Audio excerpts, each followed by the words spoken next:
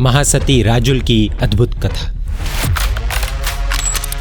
जिस व्यक्ति ने वर्षों वर्षों से साधना की हो, वासना की एक छोटी सी चिंगारी उस व्यक्ति की साधना को भी जलाकर राख कर सकती है। हर साधक के जीवन में इस तरह की परीक्षाएं होती है। ऐसा ही कुछ हुआ था महासती राजीमती यानी कि राजुल माता के साथ। लेकिन उन्होंने किस तरह से इसका सामना किया था, आइए जानते हैं महासती राजीमती की दिल झकझोर देने वाली कथा। आप देख रहे हैं जैन मीडिया, बने रहिए इस वीडियो के अंत तक।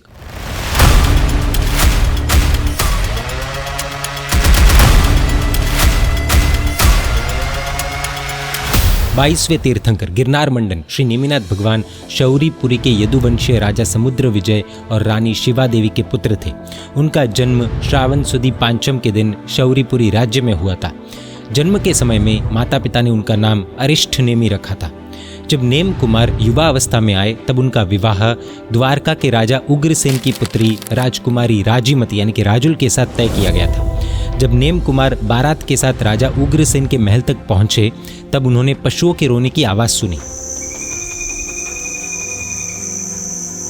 उन्होंने अपने रथ के सारथी से यानी कि रथ चलाने वाले से पशुओं के रोने का कारण पूछा। सारथी ने उन्हें बताया कि आपकी बारात में आए मेहमानों के लिए इन पशुओं को मारकर इन्हें भोजन के रूप में परोसा जाएगा। स्वयं के विवाह के निमित्त से इतने पशुओं की हिंसा जानकर और पशुओं के रोने की आवाज़ सुनकर नेम कुमार को वैराग्य प्रकट हो गया और वे रथ मोड़कर सब छोड़कर गिरनार पर्वत की तरफ चले गए। जब राजकुमारी राजीमती को नेम कुमार के वापस लौट जाने की बात पता चली तब उन्हें भयानक आघात लगा। उनकी सभी सहेलियां उन्हें समझाते हुए कहने लगी, राजकुमारी आप नेम कुमार को भूल जाइए, अन्य राजकुमार के साथ आपका विवाह हो जाएगा। ये शब्द सुनते ही राजीमती ने अपने कान पर हाथ रखते हुए कहा, ऐसे कड़वे शब्द मुझे मत सुनाओ। मैं नेम कुमार के अलावा किसी को भी अपने पति के रूप में स्वीकार करने के लिए तैयार नहीं। राजीमती ने सोचा, भले ही नेम कुमार और मैं सांसारिक बंधन में नहीं बंधेंगे, लेकिन मैं उनके हाथों से रजोहरण लेकर यानी कि दीक्षा लेकर खुद को परमात्मा के बंधन में अवश्य बांध लूंगी। इधर नेमी कुमार ने अपने माता पिता को भी समझा दिया। उसी समय नवलोकांतिक देवों ने आकर उनसे विनंती की, हे प्रभु तीर्थ प्रवर्तन कीजिए। तीर्थ प्रवर्तन यानी कि सरल भाषा में कहे तो लोगों के कल्याण के लिए साधना करके धर्म की स्थापना करना। उस समय से अगले 1 वर्ष तक नेम कुमार ने हर रोज वर्षिदान देना शुरू किया। 1 वर्ष के बाद श्रावण सुदी छठ के दिन गिरनार के सहसावन की पुण्य भूमि पर पंचमुष्टि लोच करके और गहने आदि का त्याग करके नेम कुमार ने संयम जीवन अंगीकार किया यानी कि दीक्षा ग्रहण की। दीक्षा के बाद 54 दिनों तक 54 डेज तक साधना करने के बाद 55th डे 55वें दिन श्री नेमिनाथ भगवान को आसोजवदी अमावस के दिन केवल ज्ञान की प्राप्ति गिरनार महातीर्थ पर हुई। उसी समय देवों ने संवत्सरण की रचना की और श्री नेमिनाथ भगवान ने अपने शासन काल में तीर्थ की स्थापना कर प्रथम देशना दी।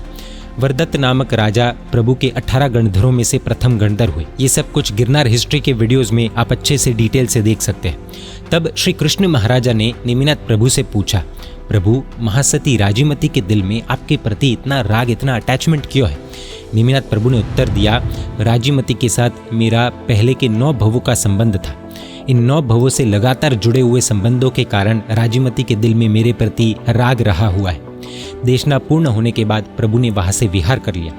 कुछ समय के बाद एक बार फिर नेमिनाथ प्रभु गिरनार महातीर्थ पर आए।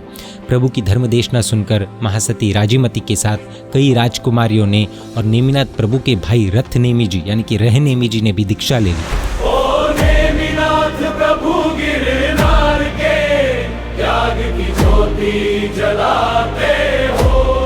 एक बार रथ नेमि मुनि गिरनार पर्वत की किसी गुफा में कायोत्सर्ग ध्यान में लीन बने हुए थे। तब अचानक जोरदार बारिश शुरू हो गई और उसी समय एक भयानक निमित्त सामने से चलकर आया। राजीमती साध्वी जी गिरनार पर्वत से नीचे उतर रही थी। अचानक बारिश हो जाने से राजीमती साध्वी जी के कपड़े भीग गए। बारिश हो रही हो तब जीव विराधना से बचने के लिए कहीं भी आना जाना नहीं चाहिए, वे इस बात को जानती थी। लेकिन कहीं पर भी पेड़ आदि का शेड नहीं मिलने के कारण वे आगे बढ़ रही थी। तभी अचानक उन्हें सामने एक गुफा दिखाई दी। राजीमती साध्वी जी ने सोचा, इस गुफा में जाकर मैं अपने कपड़े ठीक कर देती हूँ। अब जो होने वाला था वो हर साधक को डरा देगा। गुफा में अंधेरा था। राजीमती साध्वी जी ने सोचा, इस समय में इस गुफा में कोई नहीं होगा। इस तरह से सोचकर वे अपने गीले कपड़े हटाने लगी। उसी समय अचानक तेज बिजली चमकी और उस बिजली की रोशनी में उसी गुफा में ध्यान में रहे रथ नेमि मुनि ने राजीमती साध्वी जी को कपड़ों के बिना की स्थिति में देख लिया। उनका ध्यान तो टूटा ही और साथ ही भयानक वासना उनके अंदर भड़क उठी। रथनेमी मुनि अपनी साधक अवस्था को भूल गए, अपनी मुनि जीवन की आचार मर्यादा को भी भूल गए। ये भी भूल गए कि राजीमती जी उनकी सांसारिक भाभी बनने वाली थी, वो भाभी जो माँ के समान होती है। और उन्हीं राजीमती साध्वी जी के पास वे काम भोग की प्रार्थना करने लग गए। गिरनार की उस गुफा में फिर एक कठिन परीक्षा आई। अंधेरा, युवा अवस्था, एकांत और विजातीय का मिलन, ये वासना की चांडाल चौकड़ी है। युवा उम्र में जब ये निमित्त मिल जाते हैं तो अच्छे अच्छे साधक का, उसी भव में मोक्ष जाने वाले साधक का भी सर्वनाश हो सकता है। खैर, रथनेमी मुनि ने कहा, हे सुंदरी, अभी तो हमारा यौवन का आनंद लेने का समय है। धर्म ध्यान की साधना के लिए ये समय नहीं है। धर्म ध्यान तो बुढ़ापे में भी कर लेंगे। अभी तो संसार के भोग भोग कर यौवन का आनंद लेते हैं। रथनेमी मुनि के ये शब्द जैसे ही माँ सती राजुल के कान में पड़े, वैसे ही अपने आप को उन्होंने संभाला और तुरंत ही अपने कपड़े ठीक कर लिए। रथनेमी मुनि तो मानसिक रूप से भटक गए थे, लेकिन राजीमती जी एक महासती थी। उन्होंने सोचा, वासना की आग में गिरने की तैयारी करने वाली इस आत्मा को अगर अभी नहीं बचाया गया तो ये अपनी आत्मा की दुर्गति कर लेंगे। इस तरह से सोचकर महासती राजीमती जी ने अपने सांसारिक देवर को यानी कि रथनेमी मुनि को समझाते हुए कहा, हे देवर, हे मुनिवर, आप अपने मन को संभालिए। आप यादव कुल में जन्मे श्री नेमिनाथ प्रभु के भाई हैं, माता शिवा देवी के बेटे हैं। नेमिनाथ प्रभु ने मेरा त्याग किया है, जिसे स्वयं प्रभु ने त्याग किया है, उस स्त्री को आप अपनाने के लिए कैसे तैयार हुए? एक ही माता के बेटे आप और श्री नेमिनाथ प्रभु के आचरण में इतना बड़ा फर्क कैसे हो सकता है? आपको पता तो है ना कि परस्त्री गमन से आत्मा नरक में जाती है, आत्मा की दुर्गति होती है। मेरा शरीर तो गंदगी और अपवित्रता से भरा हुआ है। ऊपर की इस चमड़ी को देखकर आप मुझ पर मोहित क्यों हो रहे हो? मैंने भी संयम जीवन का स्वीकार किया है और आपने भी 5 महाव्रतों का स्वीकार किया है। काम भोग की इच्छा करने से आप इन महाव्रतों को क्यों तोड़ना चाहते हैं? हे मुनिवर, आप तो शास्त्रों के ज्ञानी हो। सांप भी कभी उगले हुए जहर को वापस नहीं पीता है। उसी तरह साधु जीवन ग्रहण करने के समय में आपने जिन भोगों का त्याग कर दिया है, उनकी इच्छा मत कीजिए। नीच कुल में भी जो कार्य नहीं होता है, ऐसी कार्य की इच्छा करते हुए आपको शर्म आनी चाहिए। हम जैसा सुनते हैं वैसे बनते हैं। पॉजिटिव सुनते हैं तो पॉजिटिव बनते हैं, नेगेटिव सुनते हैं तो नेगेटिव बनते हैं। महासती राजीमती जी के शब्दों ने रथनेमी मुनि पर जादुई असर किया। वे एकदम चौंक उठे, जाग गए। उनकी आत्मा में से वासना की भावना धीरे धीरे खत्म होने लगी और उन्हें पश्चाताप होने लगा। उनकी आंखों से पश्चाताप के आंसू बहने लगे और उन्हें अपनी भूल समझ में आ गई। वे खुद के द्वारा किए गए इस पाप का प्रायश्चित करने के लिए तैयार हुए। इस घटना पर परम पूज्य श्री रूप विजय जी महाराज साहब द्वारा देवरिया मुनिवर ध्यान में रहे जो, यह रथनेमी जी की सज्जाई की रचना की गई है। इस सज्जाई को बहन फोरम प्रशम शाह ने अपनी सुमधुर आवाज़ दी। गीत के साथ विवेचन भी है, ये आप जैन मीडिया में अवश्य सुन सकते हैं। जिस किसी को भी विकार भाव, वासना भाव सताते हो, खास ये सुन सकते हैं। रथनेमी मुनि और महासती राजीमती जी उस गुफा से बाहर आए। बारिश बंद हो चुकी थी और सुबह का समय भी हो गया था। महासती राजीमती जी नेमिनाथ प्रभु के दर्शन के लिए फिर से गिरनार पर्वत पर चढ़ने लगी। इधर रथनेमी मुनि भी नेमिनाथ प्रभु के दर्शन के लिए आगे बढ़े और प्रभु के पास जाकर उन्होंने अपने पापों का प्रायश्चित लिया। कठोर तपस्या करते हुए और संयम जीवन का अच्छी तरह से पालन करते हुए रथनेमी मुनि मोक्ष में गए। एक साध्वी जी से काम भोग की प्रार्थना करने वाली आत्मा भी उसी भव में मोक्ष में जा सकती है। Just imagine. महासती राजीमती जी भी 400 वर्षों तक गृहस्थ जीवन में, 1 वर्ष तक दीक्षा के बाद छद्मस्त अवस्था में और केवल ज्ञान की प्राप्ति होने के बाद 500 वर्षों तक केवली अवस्था में रहकर अंत में सभी कर्मों का क्षय करके यानी कि कर्मों को खत्म करके मोक्ष में गई। यहाँ पर राजीमती जी की कथा तो पूरी होती है, लेकिन लर्निंग्स अमेजिंग है, जानने जैसी है। लर्निंग नंबर 1, ब्रह्मचर्य एक बहुत ही कठिन साधना है। एक ऐसा विषय है जिसके आगे बड़े से बड़ा तपस्वी, बड़े से बड़ा ज्ञानी भी हारा है, लेकिन हाँ, इसको जीतने वाला दुनिया में महान बन जाता है। बेस्ट एग्जाम्पल आचार्य स्थूलभद्र जी, जिनका नाम 84-24 तक अमर रहेगा। लर्निंग नंबर 2, बाकी सब विषयों में तो प्रभु कहते हैं कि सामने से निमित्त खड़ा करके कष्ट सहन करना, जैसे कि भोजन मिल रहा है फिर भी तपस्या करके क्षुधा को यानी कि भूख को सहन करना, ठंडी गर्मी आदि सहन करके काया को कष्ट देना आदि। लेकिन ब्रह्मचर्य के विषय में प्रभु का क्लियर सिद्धांत है कि निमित्त से ही बचना है। निमित्त के पास तो जाना ही नहीं है, उल्टा निमित्त से दूर भाग जाना है। ब्रह्मचर्य के 9 वार्ड वाले वीडियो में इसकी पूरी जानकारी है, डिटेल में आप वो वीडियो देख सकते हैं। ब्रह्मचर्य के विषय में ऐसा नहीं है कि गंदे पोस्टर्स या फिर गंदी मूवी या फिर एडल्ट कंटेंट वगैरह देखकर या फिर गंदा सोचकर फिर खुद को कंट्रोल करने की साधना करनी, नहीं, बिल्कुल नहीं। एक बार एक महात्मा उपाश्रम में विराजमान थे। तब गर्मी बहुत थी, खिड़की खुली हुई थी, हवा उनकी साधना में सहायता कर रही थी, लेकिन उन्होंने तुरंत अपने शिष्य को कहकर खिड़की बंद करवा दी। पास खड़े श्रावक ने पूछा कि साहिब जी ऐसा क्यों किया, आपको बहुत ज्यादा गर्मी लगेगी, हवा आने जाने के लिए खिड़की है और वो भी आपने बंद करवा दी। तो वो महात्मा ने कहा कि गर्मी चलेगी, लेकिन उपाश्रय से गृहस्थ का घर दिखे वो मुझे नहीं चलेगा। ब्रह्मचर्य रिएक्शन बेस्ड नहीं, प्रिवेंशन बेस्ड व्रत है, इसलिए इसमें जो इनपुट अलाउ करता है वही आउटपुट भुगतता है। इधर कंट्रोल का मतलब झेलना नहीं, बल्कि पहले से गेट बंद करना है। Precaution is must. Learning number 3, रहनेमी जी कौन थे? चौथे आर्य के 22वें तीर्थंकर महाब्रह्मचारी नेमिनाथ भगवान के सगे भाई, जिनको स्वयं महाब्रह्मचारी ऐसे नेमिनाथ प्रभु ने दीक्षा दी। गुफा में अंधेरा था, बिजली की चमक में 1 सेकंड से भी कम समय के लिए उन्हें स्त्री का शरीर दिखा। सारी साधना उस एक क्षण के सामने हार गई। बहुत गहराई से सोचने जैसा है। उस समय में दोनों का रोल क्या होना चाहिए ये भी खास समझने जैसा है। राजीमती साध्वी जी ने ऐसा नहीं कहा कि माई बॉडी माई चॉइस, नजरें तेरी खराब तो पर्दा मैं क्यों करूं, आप अपनी नज़र सुधारो, चाहे मेरे शरीर पर कपड़े हो या ना हो, क्या फ़र्क पड़ता है।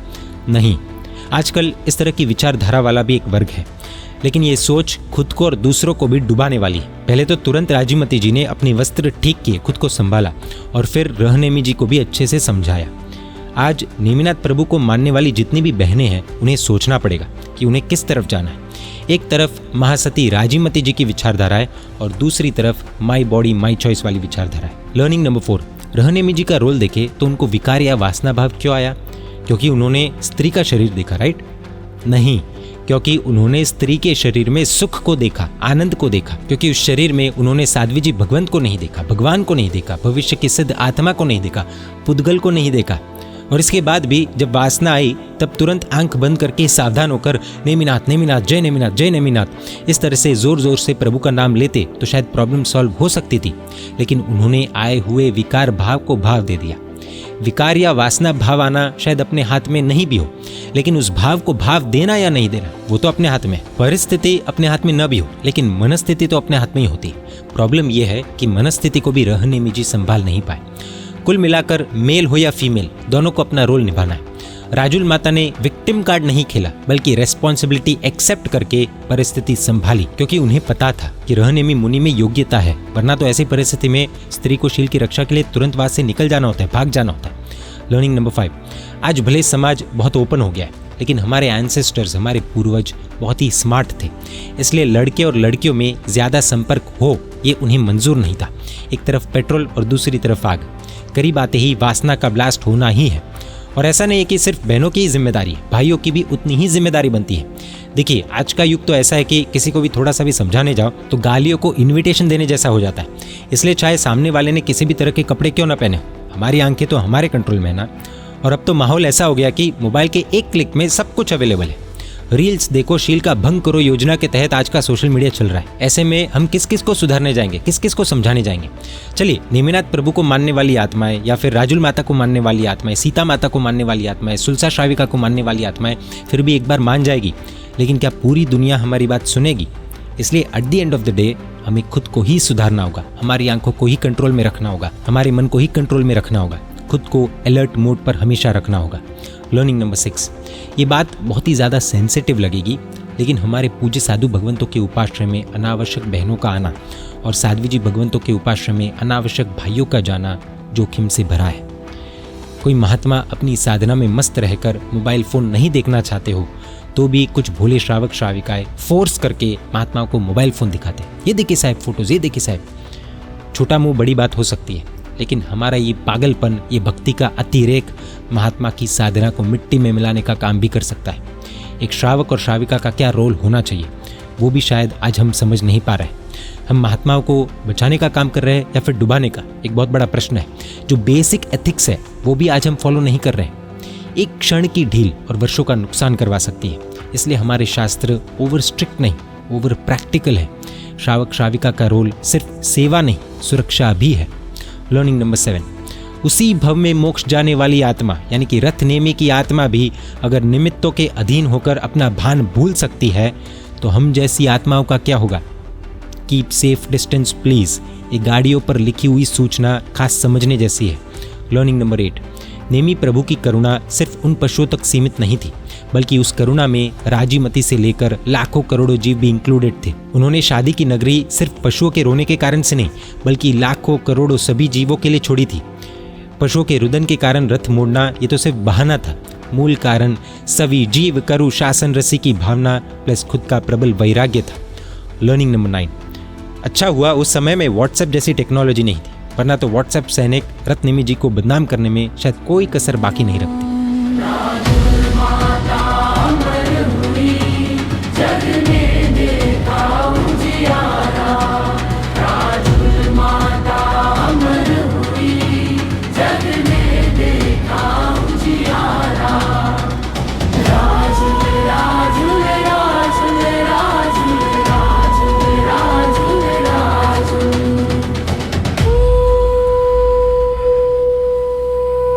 जय जिन शासन, जय महावीर।